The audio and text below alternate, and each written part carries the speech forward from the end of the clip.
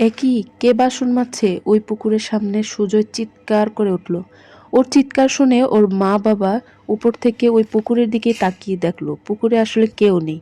ওনারা সুজয়কে এরপর ঘরে নিয়ে যায়। ওই পুকুরটা একটা কাহিনী আছে, প্রত্যেক বছর একটা করে প্রাণীকে নিজের কাছে টানবেই সে। সে মানুষ হোক কিংবা পশু, লোকমুখে প্রচলিত আছে ওই পুকুরটা যেদিন কাটা হয়েছিল তখন 1990 সাল। চারদিক জঙ্গল আর জঙ্গল, খুন খারাপি লেগেই থাকতো। তো এই পুকুরের নিচে এক পাগলি বুড়িকে খুন করে পুঁতে রাখা হয়েছিল। শুধু পাগলি বুড়িই নয়, আরো অনেক লোকের দেহ পুঁতে রাখা হয়েছিল। কিন্তু এই পাগলি বুড়ি কারোর ক্ষতি করতো না। সেই পাগলি বুড়িকে অনেকেই দেখেছে, তবে এই পাগলি বুড়ি যাকে তাকে দেখা দেয় না। যখন কারোর সময় খারাপ থাকে কিংবা যখন কারোর ভালো সময় আসে তখনই দেখা পাওয়া যায়।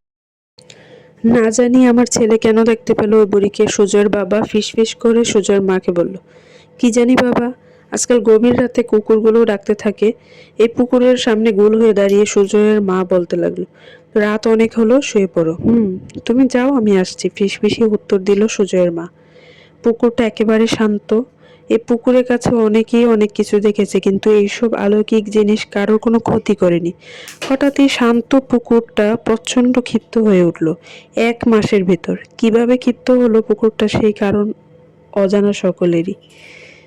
তবে আজকাল এই পুকুরটার আশেপাশে কারো বাড়িতে সদ্যজাত পুত্র সন্তান জন্ম নিলে সেই সন্তানকে কিভাবে যেন নিখোঁজ হয়ে যায় তা বোঝা বড়। তাই শুধু কি তাই, আশেপাশে যত বাড়িঘর ছিল সেই বাড়িগুলো থেকে মুরগি ছাগল অদ্ভুতভাবে নিখোঁজ হতে শুরু করলো।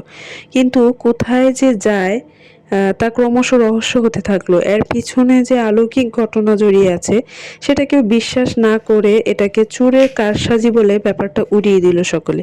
কিন্তু শেষে যখন চুরির পরিমাণ বেড়েই চলল তখন শেষমেশ গ্রামবাসীরা মিলে ঠিক করলো তারা পাহারা বসাবে।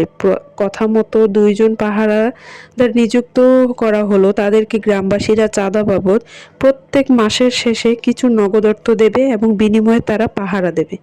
বেশ ভালো। এই পাহারাদার নিযুক্ত করার পর গ্রামে ছাগল মুরগি 2 দিন মতন চুরি হওয়া বন্ধ হয়ে গেল। কিন্তু তৃতীয় দিন থেকে আবারও চুরির পরিমাণ বেড়ে যায়। এবার শুধু চুরি না, সাথে প্রত্যেকটা বাড়ির ইট পাথরের টুকরো পড়া আরম্ভ হলো। আর যে পাথরগুলো পড়তো সেগুলো কিন্তু সকালবেলা গেলে খুঁজে পাওয়া যেত না। কিন্তু আশ্চর্যের বিষয় হলো এটাই যে যেদিন থেকে পাথরের উপদ্রব শুরু হয়েছিল তার পরের দিন থেকে ওই পুকুরের আশেপাশে অনেক বড় বড় পাথরের কুয়া পাওয়া যেত। তো আজকের গল্পটা আমি এখানে শর্ট করছি, পরের ভিডিওর জন্য সবাই অপেক্ষা করবেন। আর কেমন লাগলো গল্পটা অবশ্যই জানাবেন। নেক্সট পর্বের জন্য সবাই ওয়েট করবেন।